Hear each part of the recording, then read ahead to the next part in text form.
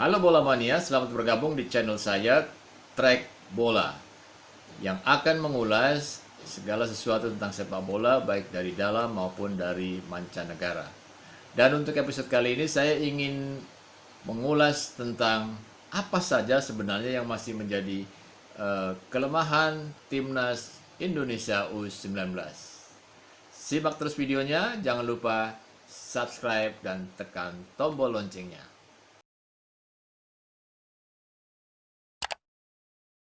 Setelah uji coba melawan Dinamo Zagreb, pelatih Sintayong mengatakan kemampuan pemain-pemain timnas U19 meningkat pesat.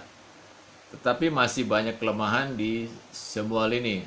Hanya saja pelatih Sintayong tidak merinci apa saja kelemahan-kelemahan dari timnas Indonesia. Saya ingin mengulas apa saja sebenarnya kelemahan yang ada di timnas U19.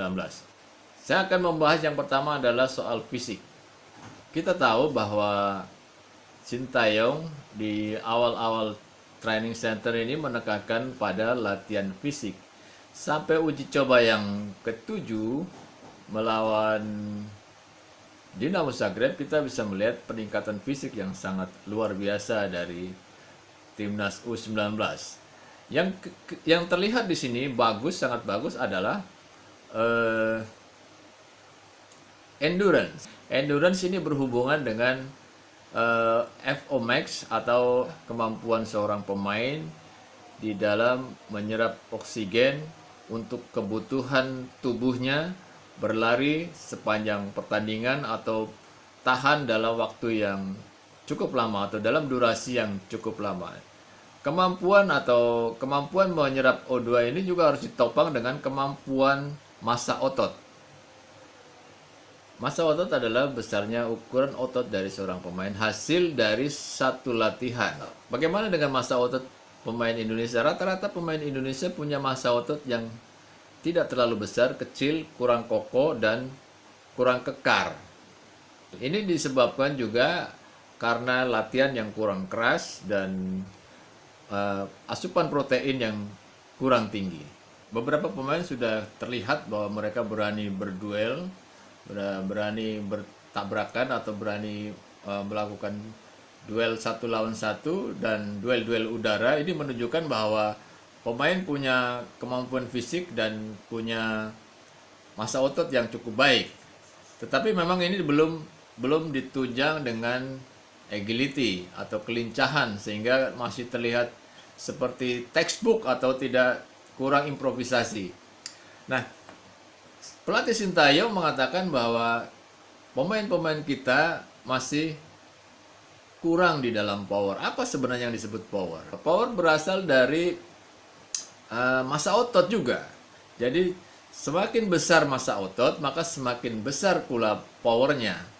Berarti tingkat latihan dari pelatih Sintayong belum mencapai sesuatu yang maksimal, yaitu belum mencapai pada tahap power yang baik. Artinya peningkatan endurance dan peningkatan dari massa otot belum mencapai tahap yang maksimal. Makanya dia bilang dia mengejar bagaimana supaya power ini bisa meningkat. Dia butuh latihan khusus untuk power, untuk meningkatkan besar. Power itu begini. Power sering diasumsikan sebagai daya ledak.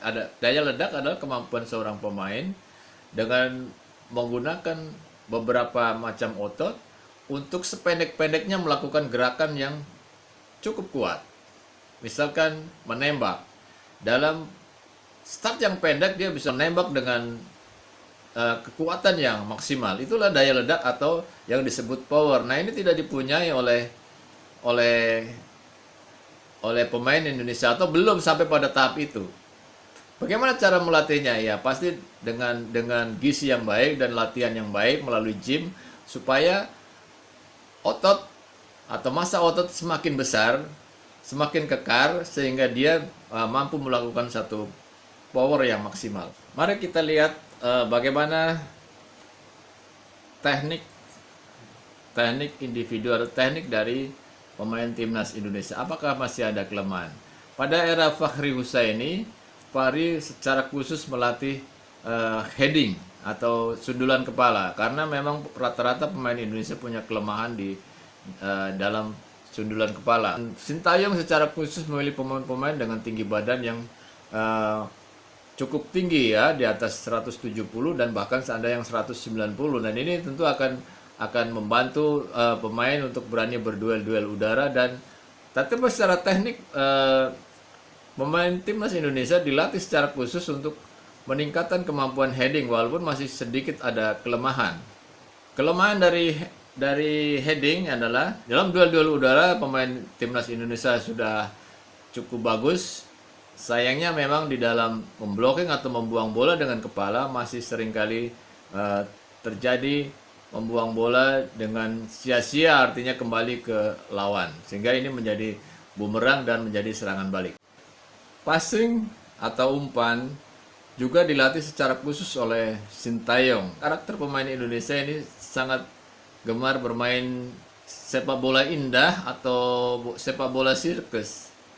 Jadi kecenderungan mereka melakukan passing, bolanya mengambang dan melengkung sehingga mudah bolanya tidak sulit dikontrol, kemudian gampang direbut oleh lawan. Sintayong menekankan passing yang cepat, karena passing yang cepat itu akan menyebabkan pemain yang mengontrol bola juga harus berlari cepat sehingga tidak mudah untuk direbut oleh lawan. Passing yang lurus karena tekniknya benar. Teknik passing yang benar ya tentu saja bola ada di antara cekukan kaki, bukan dengan ujung kaki. Meskipun masih sering kali karena mungkin berhubungan dengan mental, tetapi masalah passing kelemahannya sudah semakin sedikit. Bagaimana dengan kelemahan yang lain? Ada Sintayong melatih secara khusus adalah soal tackling pemain. Tackling pemain dari sejak dulu adalah menjadi satu kelemahan pemain Indonesia, terutama seringkali melakukan tackling di daerah berbahaya atau di kotak penalti. Ini disebabkan karena fisik yang sangat kurang menyebabkan pemain secara ceroboh kemudian melakukan tackling karena sudah tidak mampu lagi untuk mengejar. Dan ini tentu sangat berbahaya karena bisa menjadi bumerang dan menjadi mendapat hukuman penalti. Di era Sintayong dilatih secara khusus bagaimana membuat tackling.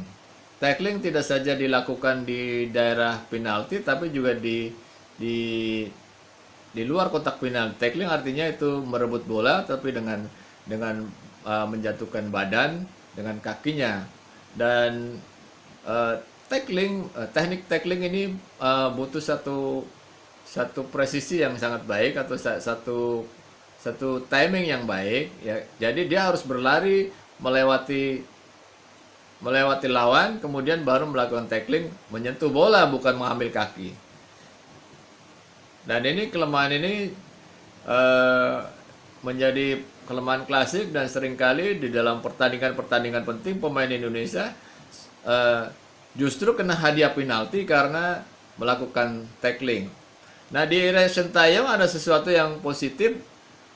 Tackling tidak hanya untuk merebut bola tapi digunakan untuk blocking. Oke bola mania, hanya sampai di sini ulasan saya mengenai apa saja yang masih menjadi kelemahan Timnas Indonesia U19. Tadi kami menyoroti tentang fisik dan teknik. Teknik meliputi heading, passing, dan tackling. Episode berikutnya kami akan membahas mengenai taktik individu dan taktik tim. Sampai jumpa di episode berikutnya di channel Trek Bola. Tetap simak dan subscribe di channel ini. Sampai jumpa.